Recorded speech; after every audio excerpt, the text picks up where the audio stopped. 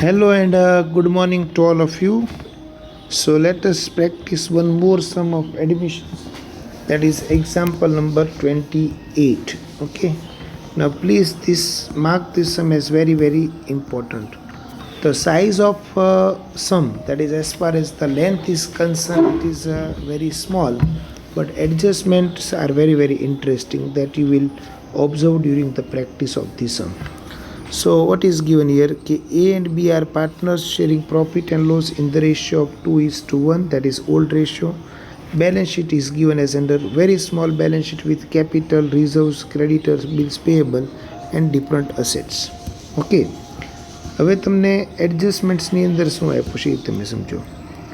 They admitted C as a new partner on following conditions. There are 6 conditions. Now it is asked to prepare necessary accounts and balance sheet. Now friends, we know that necessary accounts includes revaluations account, partners capital account, cash bank account and a new balance sheet. બરાબર, આ 4 વસ્તુ તમારે બનાવવાની. હવે આમાં સૌથી વધારે importance તમારે જે આપવાનું છે that is in adjustment number 1, 2 and 3. So what is given here? That A sacrifice 1/12 share and B sacrifice 1/6 share from their profit in favor of C. C will bring proportionate capital. Now what is proportionate capital? That we have to decide. Here it is not given that exactly how much capital is bringing. C will bring his share of goodwill in cash. Goodwill is valued at 1,80,000. Okay.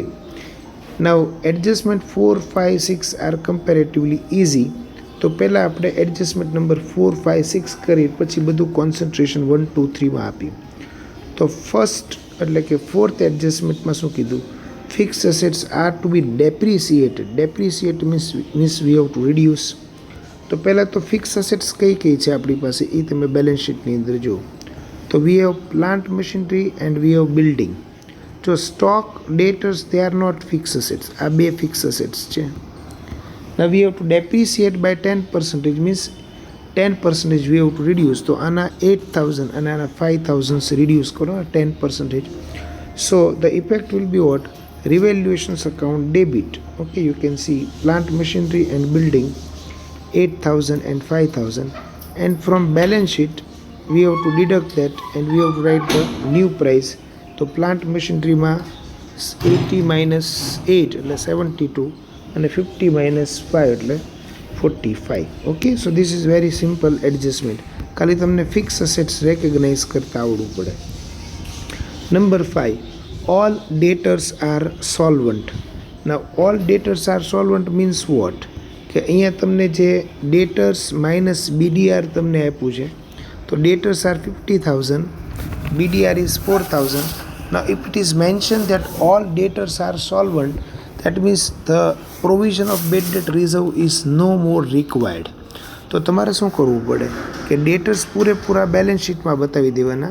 Okay, the whole amount of debtor will be shown in balance sheet અને bad debt reserves જે છે એ રિવેલ્યુશન્સમાં credit તમારે લખી નાખવાનું. તો શું થશે effect જુઓ. રિવેલ્યુશન્સમાં credit side by BDR 4,000 as it is not required, so it is considered as income now. અને બેલેન્સ શીટની અંદર debtor will be showed at original price that is 50,000. બરાબર, આ રીતના એની ઇફેક્ટ થઈ. Adjustment number 6, insurance premium 3,000 is to be carry forwarded to next year. That means it is of prepaid. So prepaid is our asset as well as it is considered as income. Prepaid insurance to revaluation. તો effect શું થશે? એક તો રિવેલ્યુશન્સમાં credit side આવશે અને એક તમારે balance શીટની અંદર asset side prepaid insurance 3,000 rupees as it is paid in advance, it is considered as our asset. So this is adjustment number 4, 5, 6. Now you all give total concentration to this 3 adjustment. તો પહેલાં એડજસ્ટમેન્ટમાંથી આપને શું ખબર પડી જાય કે A sacrifice 1/12 and B sacrifice 1/6. તો એની ઉપરથી આપને એક તો સેક્રિફાઈસ રેશિયો મળી જાય એન્ડ અનધર થિંગ કે what is the share of C. આ બેના સેક્રિફાઈસનું ટોટલ કરો એટલે તમને શેર ઓફ C મળી જાય. C will bring proportionate goodwill, આ એકદમ લાસ્ટમાં જ સોલ્વ થશે. હવે C will bring his share of goodwill in cash. Goodwill is valued at 1,80,000. તો એકવાર સીનો શેર મળે તો તમને એ ગુડવિલ કેટલી લાવે છે એ બી ખબર પડી જાય. તો નીચે વર્કિંગ જે આપ્યું છે હું તમને સમજાવું છું. આ એડજસ્ટમેન્ટ 1 અને 2 અને 3ના બેઝ ઉપર જે વર્કિંગ્સ આપ્યા છે એ તમે સમજો. તો સૌથી પહેલાં તો બેના સેક્રિફાઈસ તમને આપ્યા. ઓકે, ઓલ્ડ રેશિયો તો ઓલરેડી મેન્શન કરેલું જ છે. Old ratio, what is old ratio? It is 2:1. Okay, હવે એ સેક્રિફાઈસ 1/12, બી સેક્રિફાઈસ 1/6. 1/6 એટલે 2/12 બી કહી શકો કે નહીં?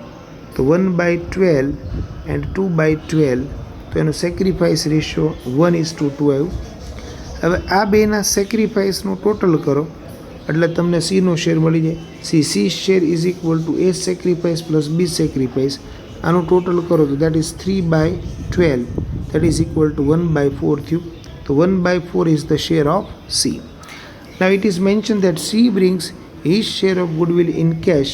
તો total goodwill 1,80,000 છે. 1,80,000 માં C નો શેર કેટલો છે? તો કે it is 1/4.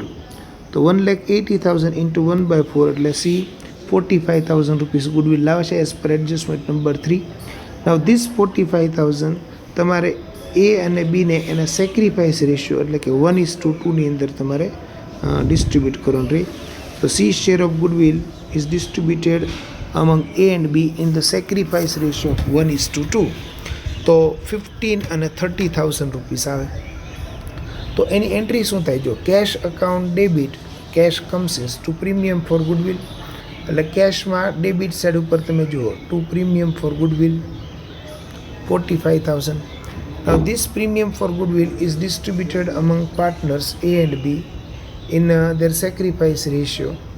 તો પાર્ટનર્સ કેપિટલ અકાઉન્ટમાં ક્રેડિટ સાઇડ ઉપર જો બાય પ્રીમિયમ ફોર ગુડવિલ 15 અને 30,000. સો this is the combined treatment of adjustment number 1 and 3. બરાબર, આ બે એડજસ્ટમેન્ટ્સ ભેગા થાય ત્યારે એક ગુડવિલનું એડજસ્ટમેન્ટ કમ્પ્લીટ તમારું થાય. હવે ખાલી એક બાકી રહ્યું, that is C brings proportionate capital. Now how to determine that how much capital is bringing? તો આપણે સૌથી પહેલાં શું કરશું કે બેલેન્સ શીટમાં જે રિમેનિંગ આઇટમ્સ છે એનો પહેલાં તો આપણે એને એપ્રોપ્રિએટ પ્લેસ ઉપર રેકોર્ડ કરી નાખવાનું. તો રિઝર્વ ફંડ એ પાર્ટનર્સમાં ડિસ્ટ્રીબ્યુટ થઈ જશે as there is an admission. તો before new partner is admitted this has to be distributed. Creditors અને bills payable as it is balance શીટમાં લાયબિલિટી સાઇડ ઉપર આવશે. પ્લાન્ટ મશીનરી આવી ગયું, stock as it is debtors આવી ગયું, ખાલી કેશ બેલેન્સ બાકી that we will record later on. તો આ રીતના બેલેન્સ શીટ્સ તમારી ક્લોઝ થઈ જાય. નાવ you will close revaluations account. તો રિવેલ્યુએશન્સમાં there are only 3 items, 2 items on 4 items, 2 items on debit and 2 items on credit. તો ડેબિટ સાઇડ ઇઝ ગ્રેટર. તો 6,000નો લોસ આવ્યો. That loss is to be transfer to partners capital account debit side. Okay, 6 અને 4. Okay, હવે એ અને બીમાં તો એની capital આવી ગયું, રિઝર્વ્સ આવી ગયું, પ્રીમિયમ ફોર ગુડવિલ આવી ગયું. એટલે એ અને બીની ક્લોઝિંગ બેલેન્સ ફાઇન્ડ આઉટ કરો તો દેટ ઇઝ 1,05,000 and 75,000 રિસ્પેક્ટિવલી. હજી તમે જો સીની કેપિટલ આપણે ડિસાઇડ કરવાની બાકી છે, how much capital is bringing, but that is not going to affect the capital of A and B. તો એ અને બીની કેપિટલ તમારે બેલેન્સ શીટની અંદર મૂકી દેવાની લાયબિલિટી સાઇડ ઉપર, કેપિટલ ઓફ એ અને કેપિટલ ઓફ બી. હવે આ બેનું ટોટલ કરો દેટ ઇઝ કમિંગ 1,80,000 એ અને બીની કેપિટલ. હવે તમારે એવું કીધું કે સી બ્રિંગ પ્રપોર્શનેટ કેપિટલ. ના, પ્રપોર્શનેટ કેપિટલ મીન્સ વોટ? કે C will be given 1/4 share in the profit as per our calculation.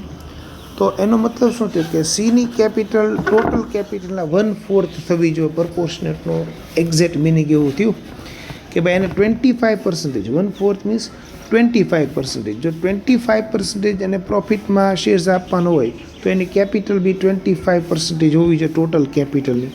તો how that amount is exactly decided? Let me show you the working. તો as per our calculations capital of A and B is 1,80,000. Now C share is 1/4. તો 1 - 1/4 તમે કરો તો 3/4. આ 3/4 is the share of A and B થયું કે નહીં? total share of A and B. Now simply you have to do cross multiplication, that at 3 by 4 બરાબર the capital of A and B is 1,80,000, that at 1 by 4 how much should be the capital of C. આ એક સૌથી main point થયો આ સમનો, how to determine capital of C. Okay, તો 3 by 4 તો 180, તો 1 by 4 is equal to how much? તો 1,80,000 into 1 by 4 into આ રિવર્સ થઈ જશે એટલે 4 by 3. That means C will bring 60,000 rupees as capital. પછી તમારે એની જે આ ઇફેક્ટ આવતી હોય કેશ અકાઉન્ટ ડેબિટ સાઇડ, બરાબર, લેટ મી ટેલ યુ, કેશમાં debit side to C's capital, બરાબર, એક ઇફેક્ટ અહીં આવી ગઈ. પછી પાર્ટનર્સ કેપિટલમાં ક્રેડિટ સાઇડ, પછી કેપિટલની બેલેન્સ ફાઇન્ડ આઉટ કરો તો સીની 60,000 રૂપીસ બેલેન્સ નીકળશે. That you will write down in balance sheet. Okay, તો ટોટલ કેપિટલ 240 થઈ ગઈ.